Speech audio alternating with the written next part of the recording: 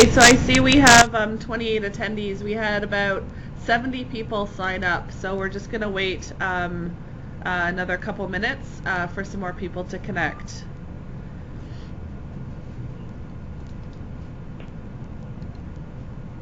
Oh, good. Derek's back.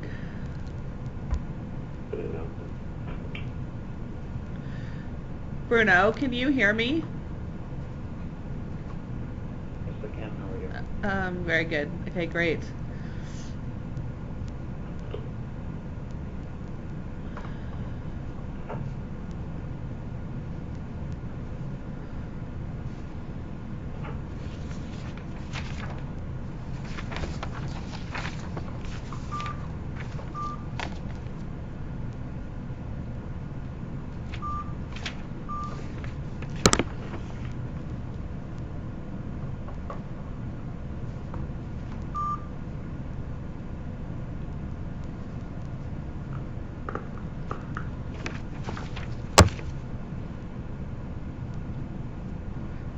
Out of 101. There's 101 people registered. That's crazy.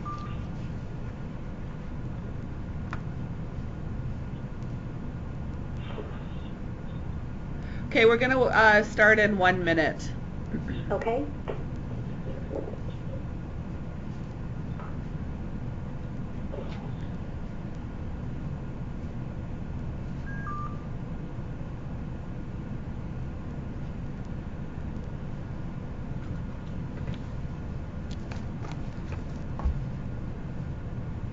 Okay, well, good morning or good afternoon, everyone, depending where you are in Canada. And welcome to today's webinar on social media and its role in supporting travel information systems. We have 3 speakers today, and they're going to be talking about 3 different aspects of how social media and smartphone apps can be used to support travel information. Our first speaker, Christine Tarrant, will be sharing with us how York Region Transit is using social media to connect with their transit user. Our second speaker, Colin Moody from the Alberta Motor Association, will be talking about their white-labeled Road Reporter app. And Derek Vollmer will tell us about Florida DOT's integration of Waze data into SunGuide. My name's Mara Bullock, and I'm one of the co-chairs of the Traveler Information Technical Committee. Greg Lone has recently retired as the other co-chair. Greg, are you on the line right now? Yeah, hi, Mark. Great. Well, I'd just like to take this opportunity to thank you, Greg, for your many years of support to the committee, dating back to the inception of it, and also for your support of ITS in Canada in general. Greg's knowledge, wit, and pragmatism have made him a pleasure to work with as a colleague, client, and co-chair. So thank you, Greg. You'll be missed, but I know where to find you. Thanks, Mark. I'd also like to take a moment to welcome my new co-chair, Patrick Fitzhenry. Patrick is a manager of 511 Alberta Operations and Development and was one of the speakers at our kickoff meeting around this time last year. So Patrick plays a key role in the continued growth of 511 in Alberta, and I'm really excited to work with him on this committee. So welcome, Patrick. Hey, Mara. In addition, I'd just like to acknowledge Michael DeSantis is participating today, and he is the board member of ITS Canada who supports the Traveler Information Committee. So before we get started, I'd just like to go over a couple of items so you know how you can participate in today's event. First of all, I would just ask if everybody could please mute their phones. We are using the conference call capabilities as opposed to VoIP through webinar. And as a result, you have to actively mute your line so that we don't get any feedback. If you have to put us on hold for some reason and you have Muzak, I would really prefer that you would hang up and call back in, because otherwise no one's going to be able to hear anything. Okay, so you're going to have an opportunity today to submit questions. Alternatively, if we can manage it, we could do them verbally, but I think it'll be easier if you type them in. There's a questions pane on the dashboard. You can send in your questions at any time during the presentation, And what we'll do is we'll do a short Q&A after each of our speakers. In addition, at the end of today's session, and we're going to keep it to an hour, I've got a couple polls that I would like you to do so that we can understand what you as the members of ITS Canada and members of the Traveller Information Technical Committee would like to see for future events. Just to kick it off then, I'd like to introduce Christine Tarrant. She's the Manager of Marketing and Communication for York Region Transit. She's been there for 12 years. In her current role, she oversees all customer communications and advertising, web and social media, customer research, community outreach, public relations, and graphic design. Prior to working for YRT and Viva, Christine was the marketing manager for a company that specialized in shareholder response services, and she began her career in the newspaper industry. Good thing you got out of that, Christine. Right, thank you. So with that, I'd like to pass over the floor, so to speak, to Christine for her to go through her presentation. Great, thank you, and good afternoon, everyone. Thank you, Mara and Greg and Patrick, for inviting me here to speak today about social media and real-time information. Today I'm going to give you a quick overview of York Region and our system, YRT Viva, and then I'm going to tell you how we use social media to provide information to our customers. But before we get down to business, let me introduce you to myself. And Mara, I'm having a technical difficulty here. Oh, okay. It says you have control. You want to try it? Should be activated. Pardon? Maybe click on the power to activate that. There we go. Thank you.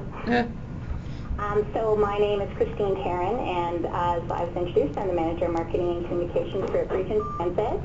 But from my personal Facebook page, you can see that I'm a wife and a mother. I have a whole bunch of kids. I have a new puppy. She's 16 weeks old, and she's the love of my life. I played baseball. I like to travel. I live in Newmarket.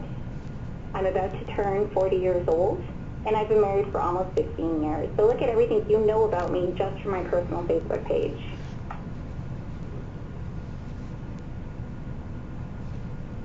And again, Mara, I'm not moving my page. Okay. Oh, there we go. Here is my, you know what, I'm going to back up my Facebook page one quick second, and I'm going to tell you I have a respectable number of friends, and I primarily use Facebook to look at other people's pictures, and then I call my mom, and I report back to her what I've seen that day, because she's not on Facebook.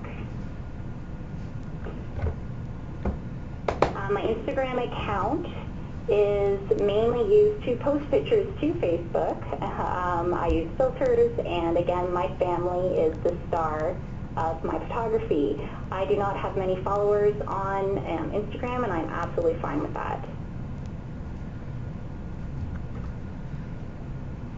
My Twitter account is also very unimpressive, considering I oversee social media for an organization. I have 7 followers, and I have sent out 8 tweets in the last 2.5 years.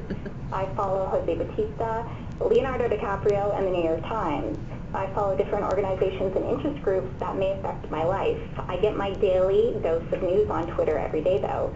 And I started my own personal Twitter account 2013 because then my youngest son was in kindergarten and his teacher was using Twitter to communicate with parents on a daily basis and inform them about what they had done in school that day. And just putting that out there, can you imagine what this means for the future of communications in young children? So like I said, I am from York Region. We are located in the heart of South Central Ontario, and we extend from the City of Toronto in the south to Lake Simcoe in the north, Durham Region in the east, and Peel in the west. We are made up of 9 local municipalities. We cover about 1,800 square kilometers of land with a population of 1.2 million, and about 50,000 businesses call us home. York Region Transit formed in 2001 when 4 local municipal transit systems amalgamated. We contract out our service to 4 private bus contractors in the DTC, and we also operate Mobility Plus services. Viva, our bus rapid transit service, launched in 2005 with a quick start program, And in August of 2013, we began opening the first portion of Rapid Way on Highway 7 in Richmond Hill, and we have continued to open up different segments ever since. Since amalgamation, we operate just over 125 routes with an annual ridership of about 22 million. Recent demographics and customer satisfaction surveys indicate that 72% of our riders are under age 39 and 49% of those are under age 29. In addition, there are 46 public and Catholic high schools, 259 elementary schools, and 3 Seneca College campuses and York University on the Toronto-New York border that we service. We know that our young ridership is heavily engaged with social media, apps, digital communications, and the latest technology. They rely heavily on their mobile devices, and they would rather chat than speak with us in person. So social media in York Region. We launched our social media account in 2012 with Facebook and Twitter. And to begin, we developed a social media strategy and a community policy, and then goals to help guide us in our engagement and our responses.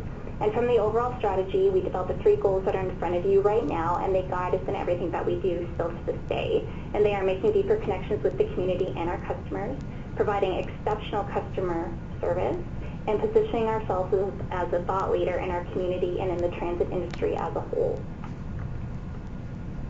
In 2016, we now have 4 different social channels with just over 11,000 likes and followers. And I will say here that this is a consistent number of likes and followers as a percentage of our ridership when compared to other North American transit agencies. So WireTV, the Twitter feed, is the primary channel of social media broadcast for us. Interactions on Twitter are measured by how many times posts are retweeted and shared. It's the bread and butter for us of our service alerts and real-time information. We have just over 5,400 very vocal and dedicated followers, including over 30 news agencies. Updates are most frequent during rush hour, and tweets are dominated by the Rider Alert and Riding With Us hashtags. Our Facebook page has just over 5,000 followers and is dedicated to more engaging and light content in industry news. Engagement in Facebook is measured by the number of likes, comments, and shares a post may receive. We share information from other transit agencies, the region of York, and our different partners and stakeholders. We answer all the questions received, however, we do not provide real-time information on Facebook anymore. We used to, but found that it wasn't the right market for what we were trying to do. We launched Instagram in 2013 as well to help us with customer engagement activities. Engagement on Instagram is measured by the number of likes an image may receive, and like Facebook, we try to keep the content lighter. It's for sharing what we do and who we are as people in an organization, not just machines that roll down the street, and it's a way to celebrate the human side of our business. And lastly, we launched YouTube in 2014. It took us a while to do this because we wanted to make sure that we could consistently provide content that would be viewed. You don't want to launch something and then not be able to keep providing content to it. It has quickly turned into our educational channel, and we try to record and post content on a monthly or bi-monthly basis. And something I'm very proud of is in 2015, given the rapidly changing web and social media environments, and in response to customer demand for instant answers, my staff indicated the need to create a microsite to help answer customer questions 24/7. So in front of you is our new microsite called talktowirec.ca. It's an interactive knowledge base that allows customers to submit questions from any device they're on because it's responsibly designed. The questions are retained in a database, answered and publicly posted. So as talktowirec.ca grows, answers self-populate as customers type a question or enter a keyword, prompting the site to predictably answer the question. And the questions can be answered using text, pictures, videos, and infographics. So since we launched talktowirec.ca, we've had almost 4,000 unique page views. The majority of our referrals come from Facebook and Twitter, and about 34% of all questions asked have been about us and asking questions about the system in general. And of course, we measure our demographics and everything, and we know that, once again, users of the system point to a younger audience, with 54% being under age 34. We monitor all of our activity, and using listening streams, using a dashboard called Social Studio by Salesforce. And prior to that, we were using the Hootsuite dashboard. We just recently switched to Social Studio because it aligns with our CRM system, and we are looking to integrate social media monitoring into our CRM system and analytic reporting over the next few months. So how do we do this? We have 2 full-time staff and myself. We respond to customer inquiries using these dashboards 15 hours per day, 7 days per week, 365 days per year. Staff shifts are staggered to cover rush hour, and on-call schedules are in place for evenings and weekends. We work with our centralized control center and receive real-time service alerts and then broadcast them out, usually within 10 minutes or less. Our social dashboards are also available in our control center, so staff there can help us monitor and provide answers. We answer all customer inquiries, questions and concerns, and try to let people know what is happening before they let us know what is happening. We are very transparent, we are responsive, and we never back down from a question or a comment. Radian 6 is also part of the Salesforce environment and provides us with dashboards to help analyze our activities and our engagement rates. And we began using this less than a month ago, so it's still a new tracking system for us. It tracks conversations across different online channels, from social media to websites. It was designed for businesses that are very active in social media and have many members of the team using the channels. We can also use the dashboard to monitor listening on web and social mentions of our company and our brand and different keywords that we choose to enter. So as we learn more, we'll be able to expand our knowledge base a lot more. We do have an app. In September 2014, we were working with our TMS group, and based on an open source project, we developed the first ever YRT mobile app for Android and Apple phones using One Bus Away. Marketing and communications was then given the app to help a brand and change the way it looks. Highlights of our app include route identification using Google Maps, mapping of all of our stops, schedule information, and of course real-time information as well. And then in 2015, we identified and made upgrades to some wording and clarification around the estimated and real-time arrival information. We changed from the 24-hour clock to a 12-hour clock, and we increased our route search parameters up to 150 kilometers given our very large geographic area that we cover. This year, based on user feedback and again recent customer satisfaction surveys, we are looking to implement Google Maps trip planning features onto our app, real-time transit alerts and push notifications, and links to social media messaging. Since the launch of our app, we've had over 30,000 downloads, and we know right now we have about 20,000 active users still using the app. So how are we doing since we launched social media? We know that the majority of our social media followers are 18 to 24, and they align with our customer demographics, so we think that's pretty good. We know that their income levels indicate that they are students, so we know they are social media engaged. We are providing proactive, real-time, not responsive information to a very broad audience. Social media allows us to handle a crisis, however big or small, quickly and transparently. The information we're receiving on social media aligns with our call center and what the operators on the street are telling us. We are keeping our customers knowledgeable and informed, and we are being progressive. So how do we keep growing social media? Well, not only by concentrating on real-time service alerts, and I know that's what we're talking about, which is our core, but also on our engagement and thought leadership. By making customers and transit stakeholders interested in what we have to say and how we're saying it, and by always keeping our young target market in mind. Offering customers real-time information in a way that suits them, I'm convinced will help us to increase ridership. And if customers are happy with the customer service they're receiving, they may just stick with us and not buy that car. They may tell a friend to try the bus. So I thank you very much for allowing me to speak today and inviting me. And if you have any questions, by all means, please ask. Thank you, Christine. That was great. I am just trying to, there are some questions here. I'm just trying to read them. So there was a question, how many full-time employees do you have to help on the social media content activities and activities? So that's fine. I have 2 and myself. So I have a social media coordinator, and all that they do, not all that they do, but their majority of their job is responding to social media and all of our streams. And then I have a social media specialist. And in addition to overseeing our strategy and everything that we do, they also write all the content for us for our website and newsletters. And then I, as well, dabble in social media quite a bit. Not that you can tell by my personal Facebook, Twitter accounts, but I'm very heavily involved in what staff do on a day-to-day basis. Great.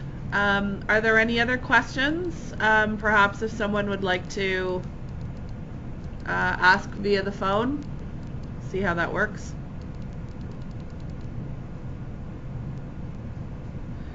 Okay, great. Well, thank you, Christine. We really appreciated it. It's very impressive and very obvious that the region is really very progressive in the field of social media. I would just had a question. From the time when you started to where you are now, how many times do you think you've had to update your sort of policy around social media? Well, before we even launched, we took about 6 months to do it to make sure we had our policy in place, not only that we were comfortable with what we could do, but that legally everything was good and that we were responding properly and kind of what we would accept and what we wouldn't accept from our followers.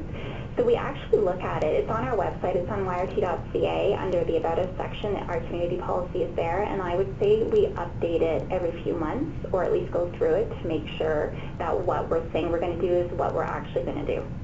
Very good. Great. Well, thank you. At this point, I'd like to move on to our second speaker. Colin Moody is the CIO and Vice President of Information Technology at Alberta Motor Association, or AMA, and he's CIO of Bridgewater Bank. Colin's experience with AMA has provided him with insight into various industries, including insurance, banking, and travel. This has also provided him with exposure to a range of management functions, including application delivery, information architecture, and more. More importantly, it's given him a deep understanding of the importance of being a strategic advisor and delivering value to both members and the organization. Colin, over to you. I believe you have controls. Great, thank you very much. We'll see if I have control in a bit. So first, I do want to, I didn't put my Facebook page up, so I apologize. I don't have lots of information about myself, but I'm around the same age, and I have kids, and they occupy most of my time outside of work. But I do want to also spend a little bit of time on AMA before I go too deep into the presentation. We are a membership organization. We represent about 39% of households in Alberta. For those of you that are not familiar with the term AMA, you might be familiar with either CAA or AAA. We are essentially part of that affiliation. And as mentioned in the brief bio overview, we of course do roadside assistance and membership, but we also have an insurance company, a bank, travel agency, we do registries. We do a lot of stuff. See if there we go. I'm going to go back a little bit in time and speak to our history as it relates to road condition reporting in Alberta. In about 1926, 1927, give or take, AMA was the first entity to really create a network of road condition reporting throughout the province of Alberta. And that tradition carried through until very recently, a couple of years ago, when we sort of handed the mantle of road reporting to Alberta 511. But at the time that we did that, and we looked at the traffic that was occurring on our website, we were getting approximately 200,000 unique visitors per week, a fair amount of traffic. But what we were noticing was 60% of that traffic was mobile. And the average age, obviously, the consumer, or the average age of the user was decreasing significantly. And this really prompted us to look at the method of engagement in terms of how people are consuming road condition information. And so, as outlined in this slide, consuming weather and traffic information is a lot different than it used to be. In fact, I think people were dialing phones or going over the radio, certainly now as people advance to web consumption. But really, if you think about the primary use case for any traveler, is going to be either going into their vehicle or in their vehicle during transit. This actually you think about it from in terms of the average consumer, in terms of how they are going to get that information in the absence of having a device that captures it all for them, they'd have to go through a variety of different sources in order to really ascertain what the condition of the roads are. And I think it's really important to note, it's probably not lost on anybody, that in a province like Alberta, it's absolutely critical. In many cases, it's a life and death decision relating to whether or not somebody gets into their vehicle and drives somewhere, especially if there's bad conditions on the road. So, certainly we have taken that to heart, and our mantra as an organization is we certainly are looking out for, of course, our mantra is actually protecting the things that our members care about the most, and we think that road safety has always been a core element of our advocacy.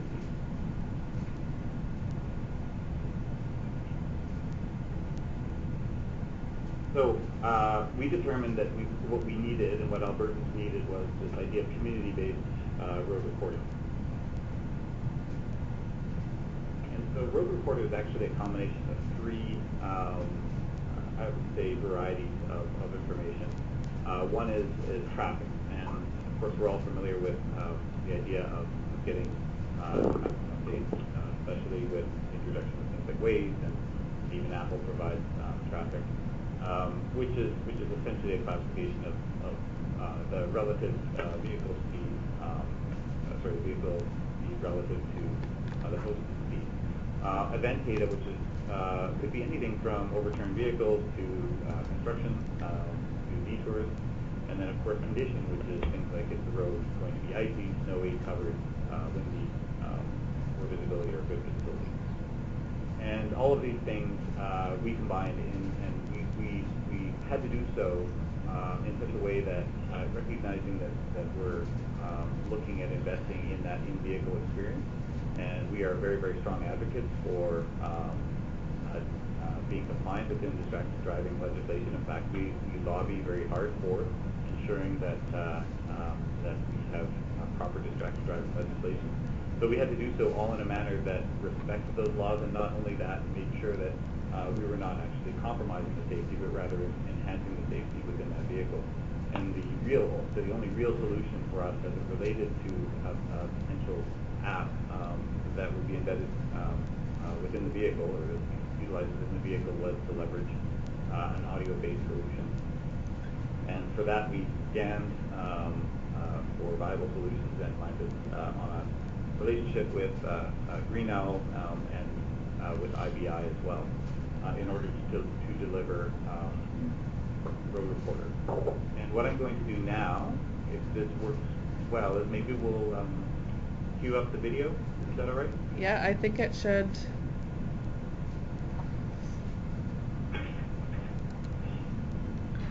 Since the very first radio broadcast went out to the first Alberta listeners, AMA's road reports been helping us all get where we need to go. Okay, well, hold on a sec. Thank you. Where's the beginning? Yeah, how do I do that? Oh, there it is. Since the very first radio broadcast went out to the first Alberta listeners, AMA's road reports have been helping us all get where we need to go. But times change. We get our information in new ways. Meet AMA Road Reporter, the 100% distracted driving law compliant, social, road reporting app that talks to you, listens to you, and connects you to all those nice drivers around you. Road Reporter is perfect for the commuter. It notifies you if driving conditions are rough and offers up several routes to choose from. Then, just set the app in drive mode and go. If your route gets congested along the way, Road Reporter gives you an out. Very slow traffic. User-reported accident. Thanks. Road Reporter talks to you so you can keep 2 eyes on the road, 2 hands on your wheel, and no eyes on your phone. It's the law after all. Road Reporter has a comprehensive information network that combines AMA's trusted road report data with live, social information created in real time by other people driving on the same roads that you are. So you see an accident. You can record a notification, hands-free of course, letting all the other drivers know, hey, there's some black ice on Highway 15. If you're in a remote area without social information, AMA's trusted and time-tested road report network still has you covered, no matter the season. Driving, it's a team sport. We have to watch each other's backs. Lovingly handcrafted for the Alberta driver, Road Reporter is the perfect way to do it. AMA Road Reporter lets you know your route is clear before you go. It tells you if conditions change while you're getting there, and it listens if you see something along the way. It's the hands-free, social, but not just social, get you there safe and on-time road reporting app available free right now wherever you get your apps. AMA Road Reporter. Download it now in your favorite app store.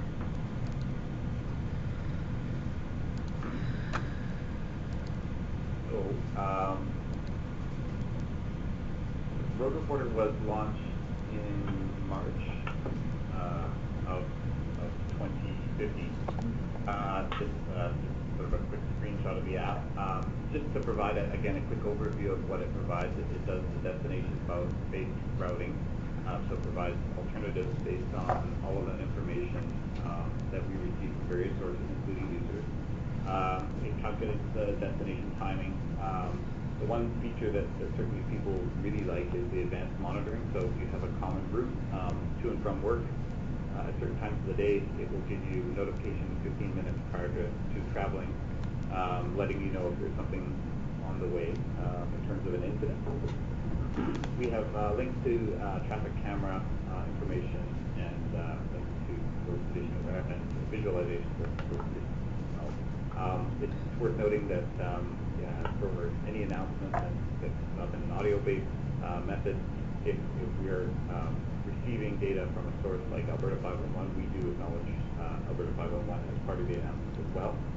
And that's really to make sure that we ensure that those that are actually capturing the data are recognized as part of the overall solution as well. Yeah. Okay, so I texted Jeff. Yes. She said there's an update to this. They should have something. Somebody might need to mute. Yes. Sure.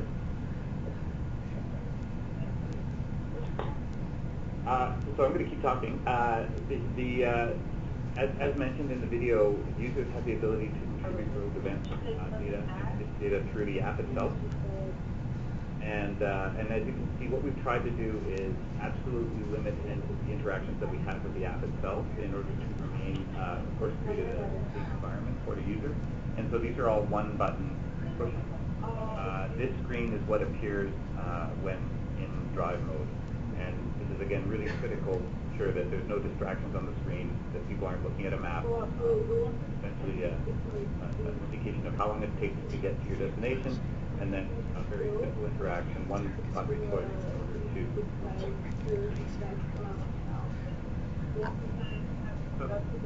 There's somebody, sorry, Colin, there's somebody talking. Usha, it sounds like it might be you. I don't know if you can hear me.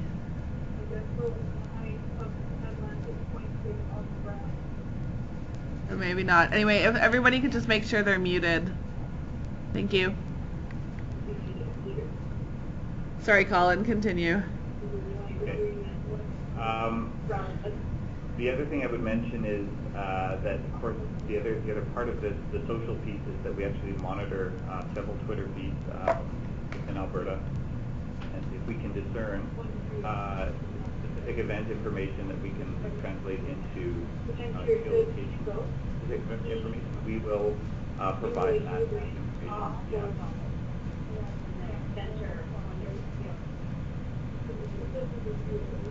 So I'm sorry, I'm not sure, is there a way that you can mute all the lines but mine for now? Let me see. Yeah, I don't think so. I think it's all of them but me, Colin. Again, everyone who's on the call, if you could please make sure you're muted. There is somebody who's probably not even listening to the call right now that's talking. But if you could please mute it.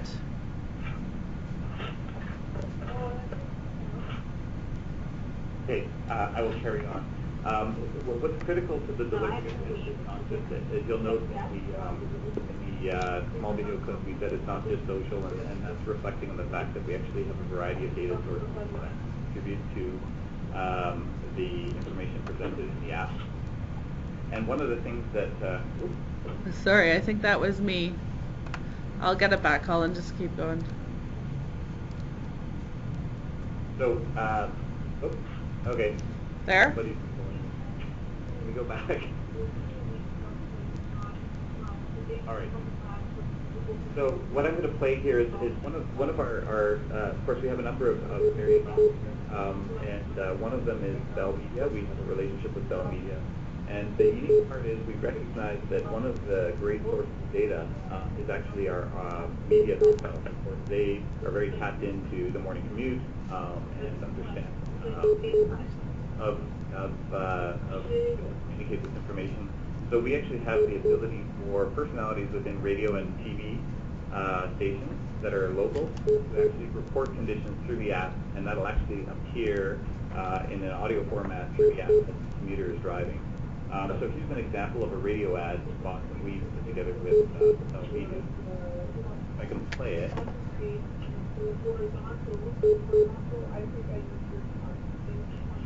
There we are. Beat the streets with the AMA Road Reporter app. Hey, it's Roadman from Funny 1060 AM. There's an accident on Deerfoot Trail south of McKnight Boulevard. Stay left to get by. Combining AMA's trusted road report data with social media and live updates from other drivers, the AMA Road Reporter app gives you real-time audio updates. It talks to you as you drive and provides alternate route suggestions. Keep 2 eyes on the road, 2 hands on the wheel, and no eyes on your phone.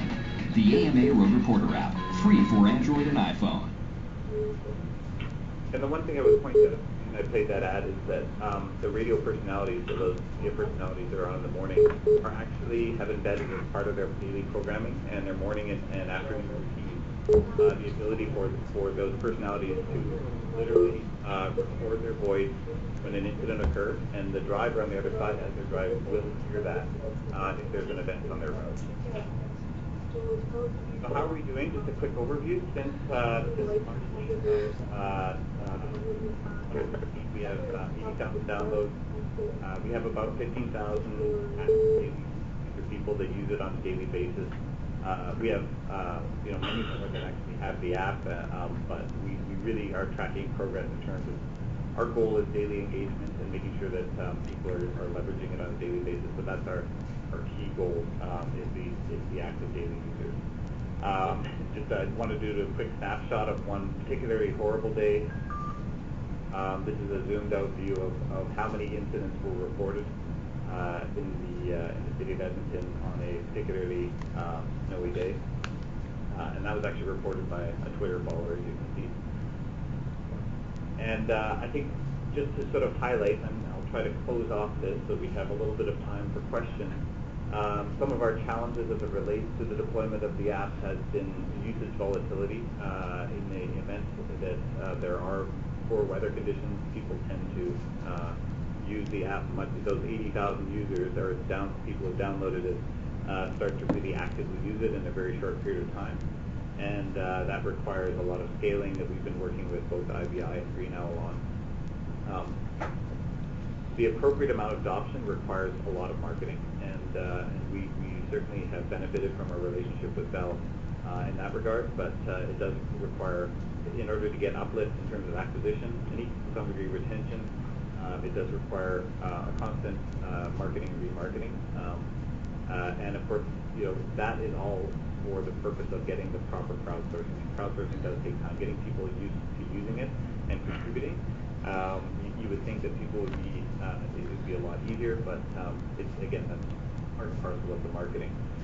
We feel that the way that we've established Road Reporter, we're establishing that critical mass to obtain sufficient crowdsourced data in in both Edmonton and Calgary markets. We have approximately, let's say, 40,000 users in each market, maybe a little bit less because there is some distributed throughout the rest of the province. In each location, we need about 4,000 active users at any one time to make sure that we've got the appropriate level of coverage. And we have that today, so that's good. But we need to just continue to make it more and more robust as we expand throughout the province. But we're feeling pretty like we're in a good position in those two municipalities at this moment. And I am absolutely speeding through this presentation, but hopefully that's given you a quick overview of Road Reporter, what it is, and the background behind it, and I would open it up for any questions. Great. Thank you, Colin. That was really interesting, and congratulations on making it through with the distractions in the background. I guess that's part of the traveler information piece, that you have to filter out the stuff you don't need. Okay, there's a question, please be, it said, one of the questions was, how credible is your information? Do you have a verification process? Yeah, that's a really good point. Quality is, and I'm surprised I missed it in this presentation, but quality is absolutely critical. We actually have on our team individuals, in particular 2 individuals that monitor all of the quality of the social media feeds, the crowdsourced data. We do have an ability through a back-end administration interface to manage any of that crowdsourced information, so we can remove or often in many cases, if we're hearing about incidents, we can even add incidents on that through the Road Reporter network. But it is critical; it doesn't just operate by itself. That there are people that are able to manage the quality of the data, and we have a lot of data feeds. So, okay. It is a fairly full-time job to keep that quality high. Okay, there's another question here for you, Colin. Does AMA have a specific tool for scraping or interpreting Twitter inputs? So we leverage, again, we've worked with Green Owl on, scraping might not be the correct word. We've got algorithms that look at, and we've been tweaking those, to look at specific accounts, like there's YEG traffic and just other Twitter accounts, and it has to have, it looks specifically for directional information, geolocated information, and then incident information, and when all those 3 things come together, we pull it out. In terms of the actual technology behind it, I wouldn't be able to comment, but I certainly could get that information. Okay, thank you, Colin. I think we'll move on right now to our 3rd presenter, and if we've got time at the end for more questions, then we can take more questions then. Derek Vollmer works for the Florida DOT in the Traffic Operations Office in the Traffic Systems Management and Operations Program, and he's a state ITS software engineer. His duties include managing the statewide Advanced Traffic Management Center software that's known as SunGuide, and incorporating changes to the statewide and regional ITS architecture. Before working with FDOT, Derek was a product evaluation specialist at the FDOT Traffic Engineering Research Lab. And when he was there, he was responsible for testing ITS devices for approval and listing on FDOT's approved product list. So over to you, Derek. I will just give you control. And then I think you should be good to go. Okay, thanks, Mara. That was a good introduction, so I won't have to introduce myself. And let's see if I have control here. It's not looking like, oh, I definitely have control. Okay. So today I'm going to talk about how FDOT is integrating wave data into our traffic. We don't have a lot of time, so I'm going to kind of talk a little fast through some of these.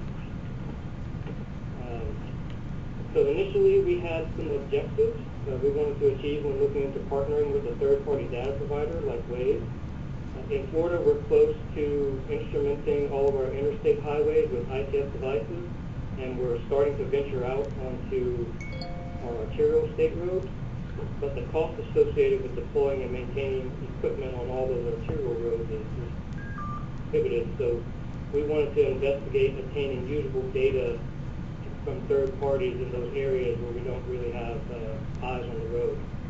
We also wanted to reach more motorists. There are quite a few people who use Wave, so since we've established this partnership with Wave, they've given us some numbers on active users in a couple of our metropolitan areas. So in like the Miami area, there are around 340,000 active Wave users, and in the Orlando area, there's about 150,000 active Wave users. So that gives us the ability to reach more users with data as well. Just a little bit about our agreement with Wave. The data sharing agreement was signed back in March of 2014. The agreement provides free access to Waze's data feed, and it also provides Waze with free access to our data. Now, within the agreement, it's important to note that both parties are required to provide attribution. So if we receive a Waze alert and we use that information to create an event and then post it to our 511 system, then we need to provide attribution to Waze. The department wanted to roll this out really quickly, so in the beginning we broke the attribution part up into two phases. Initially, we just had a blanket statement at the bottom of our 511 site that just said some data contributed to Waze. For now, we've kept that because of how we do our filtering. And then in our second phase, we actually had some software modifications to, with each individual event, give attribution to Waze. So then within the Florida 511 app, you can see the little Waze symbol, and if you actually went a little bit further, there'd be some language saying that the content was provided by Waze. Within the Florida 511 website, we have something similar where you see some text attributing that information to Waze. And then within the Waze app, when they post something that they receive from us, they will note that it was posted by the Florida Department of Transportation, which gives us the attribution as well.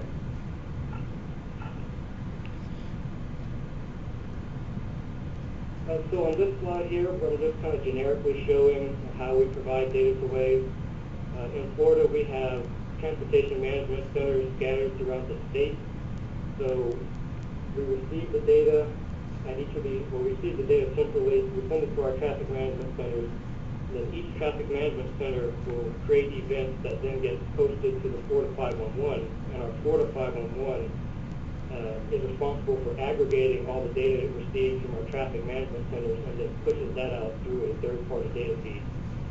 Waze was also interested in receiving planned road close events. That's not necessarily something that we did in the SunGuide software, but one of the regions had a web app to basically get permits for closing roads, and the department is in the process of creating an enterprise version of that to roll out statewide.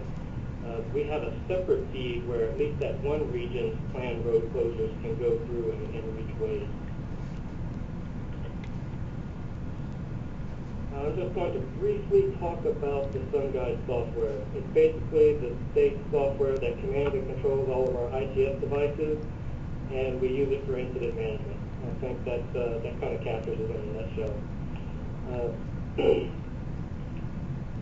Now, in June of 2014, we had a statewide meeting with all of our districts and some Waze staff, and at that meeting, our secretary stated that he wanted to see something functional within two months. And software doesn't change that quickly, and if it does change quickly, it usually introduces issues. So we broke our integration into two phases. We found a mechanism that would allow us to at least get the Waze information into the software map. But this method is also very user-intensive. It requires the operators to manually move information from the map into the event management portion of the software. And then we have a longer-term portion where it would be more integrated into the software. It would use our incident detection system and kind of automate some of the processes. And we're really close to rolling that release of our software out. We're in the final testing stages of it, and we'll release it at the end of March. So there is a lot of data that we receive from Waze. It's really too much data for our operations staff to handle. So we needed to come up with some filters on this data before we send it to our operations. Right off the bat, if you've used Waze, you know that you can report like police locations and there's chit-chat. We go ahead and filter that out because the operations don't need it. We also filtered out the weather. Within our traffic management centers, the operators are receiving weather information from a different mechanism, so we were able to filter that out. But in the future, we do want to kind of look at whether or not we could bring the fog or visibility alerts that come in from Waze and present that to the operations. So what information do we send along to our operators? Well, we send crashes. We send vehicles stopped on shoulder, and we send things like debris in the roadway. And while I'm briefly mentioning the data, let me go ahead and mention we don't necessarily receive speeds in the Waze feed. We receive something called jams. So it's not like we have speeds all the time. In the jams, they only appear when there's congestion, and there's a start and end point associated with it, and then there'll be a speed associated with that. But they come and go. They're not constant. We also, when we first started looking at filtering, and we're one of the first states to start using the data, Waze just had something called a report rating, which is basically the user's level, and there are 5 levels. So we used that initially to filter the data that we sent to our traffic operations. But with that, there's a lot of useful data that you're filtering out. But it did cut down the amount of data that the operators had to handle. Since then, Waze has introduced something called the reliability rating, and this rating changes over time. But with that, you introduce a time delay. So the higher you filter, like if you use a value of 10, the longer it can take for your operations to receive it.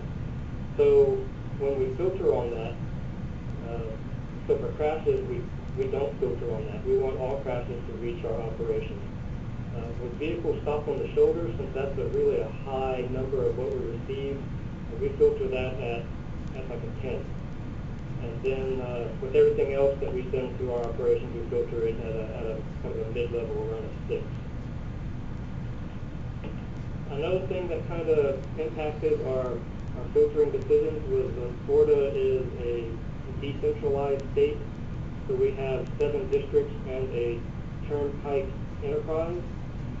So because of this, and because when we make software changes, we have to roll it out to each of the districts, and it can take time to get things updated and changed, we decided to implement our Waze reading and filtering program at the central office. And then we distribute the filtered data to each of the districts. This allows changes quickly and then implement them very quickly. It also allows us if, sometimes a new feature, a new tag might be added to the feed that we might want to incorporate in. It allows us to make those changes really fast. We also filter data based on these regions. So we'll send only data within a region per region. And we also have the ability to filter based on the roadways as well. This isn't necessarily as important for all the regions, but for the turnpike enterprise, which geographically is a big region, but only really operates and maintains a handful of roads, it was important to be able to filter to just their roadways for receiving all those Waze alerts.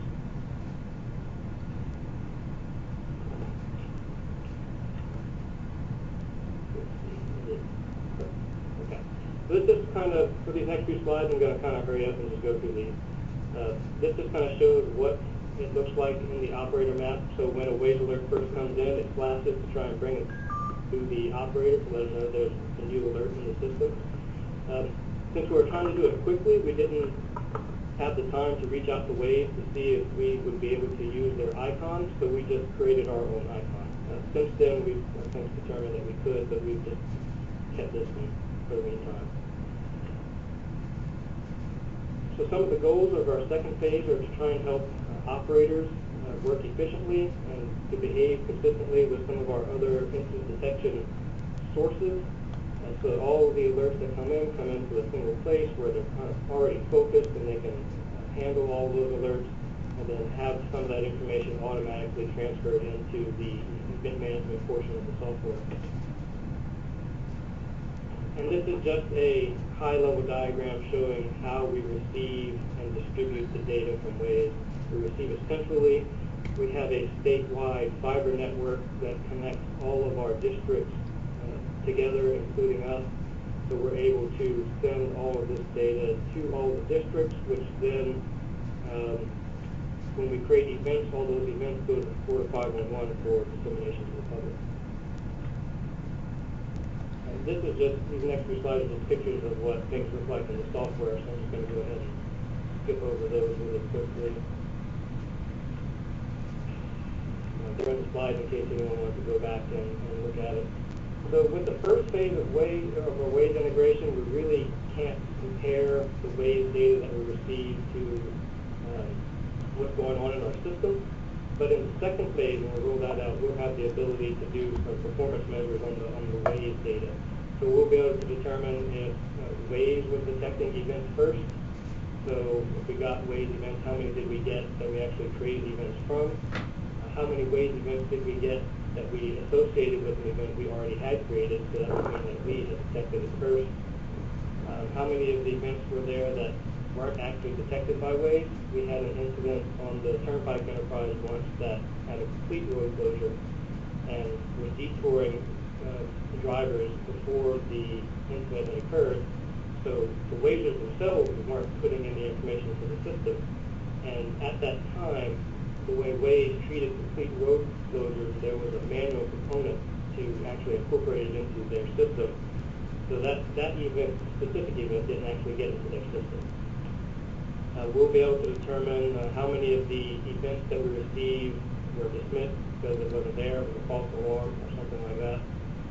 And we'll be able to tell, at least for the ones that we actively manage, when we closed and cleared the event, and compare that to when the event timestamp from Waze said that it was closed.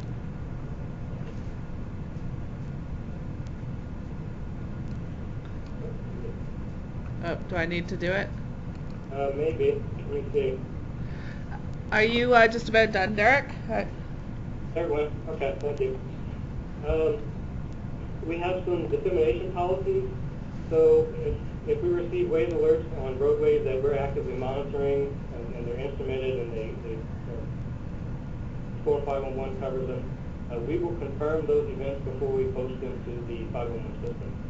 We have some portions of our roadways that aren't covered by instrumentation but are covered by the Florida 511.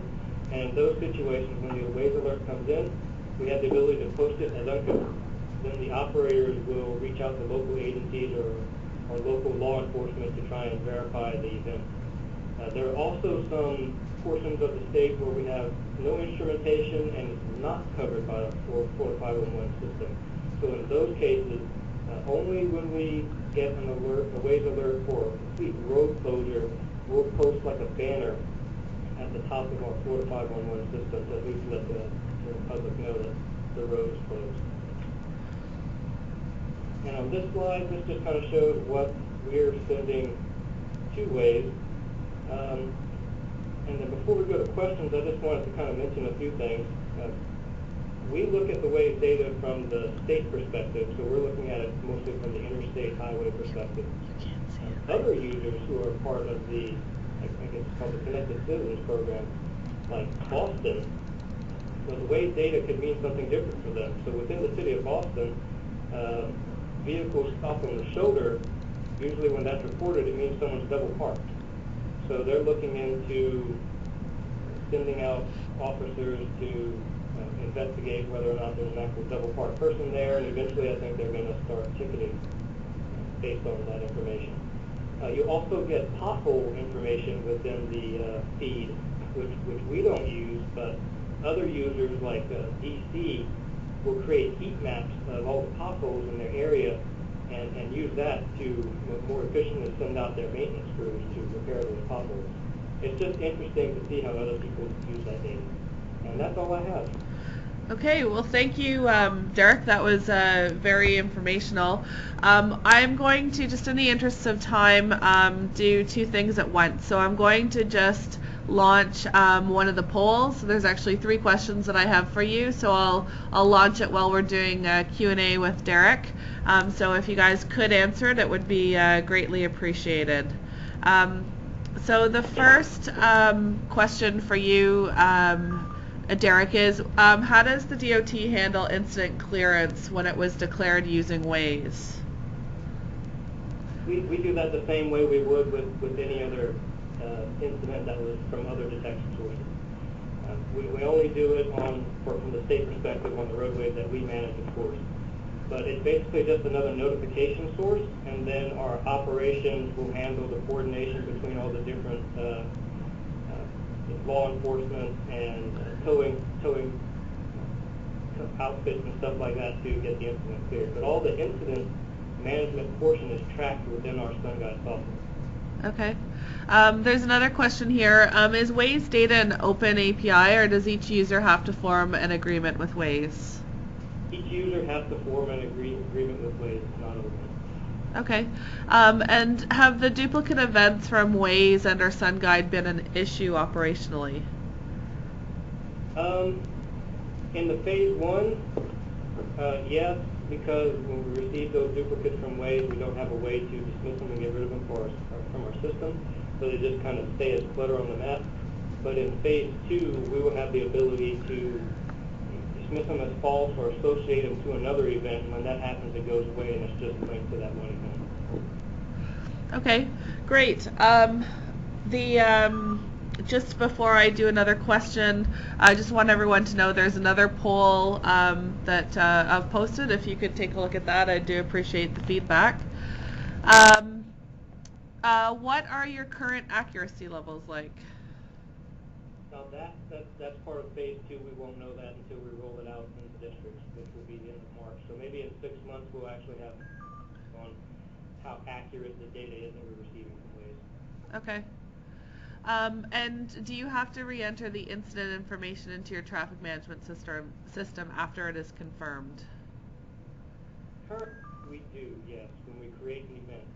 But in the second phase, it'll come into the system differently, and in that mechanism we'll have the ability to auto-populate key information in the system and not have to re-enter it. Okay. Okay, does anyone have any other questions for Christine or Colin or Derek at this point in time? Okay, then I'm just going to do one more poll for you, if you could take a look, and just close up. So I'd like to thank Christine and Colin and Derek for their time and the information they presented today. From the polls that came in, it was very useful for people in their professional capacity, so thank you for sharing. I'd also like to thank everyone who attended today's webinar on social media and its role in traveler information. If you've got any questions about it that come up afterwards, please send me an email at bullockm@mmm.ca, and I can direct your question to the correct person to answer it. Also, if you've participated in today's webinar and you're not currently a member of ITS Canada, I would encourage you to join, and you can do that by visiting ITS Canada's webpage at www.itscanada.ca. So again, thank you everybody for your time, and I hope that you have a great day. Thank you.